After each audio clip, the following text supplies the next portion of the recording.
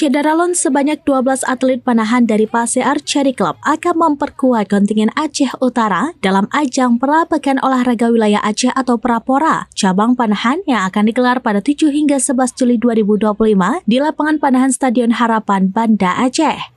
Mulia Husaini, Ketua Pase Archery Club, mengapresiasi keberhasilan 12 atletnya yang terpilih memperkuat tim Prapora Aceh Utara.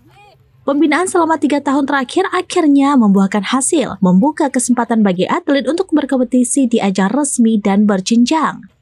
Proses training center atau TC berjalan lancar dengan para atlet berlatih penuh semangat. Pernyataan itu disampaikan Mulia usai menyerahkan bantuan seragam kepada atlet di Stadion Tunas Bangsa Loksmawe pada Senin 1 Juli 2025. Dari 12 atlet yang turun, 3 atlet putri akan berlaga di kelas standar bow, 3 atlet putri di kelas kompon, 3 atlet putri di kelas recurve.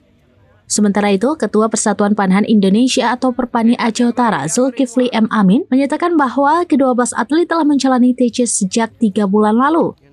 Dia optimis mereka mampu meraih tiket lolos ke Pora Aceh Jaya tahun 2026.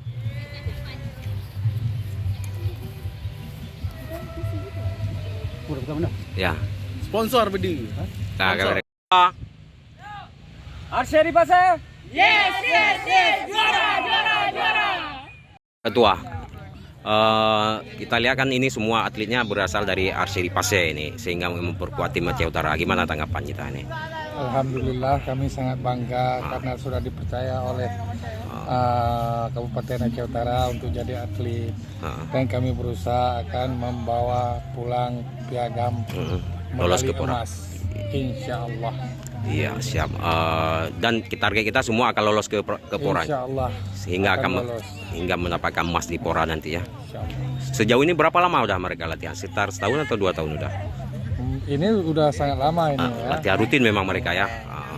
Udah rutin setiap hari. Oke. Udah jalan hampir 3 tahun.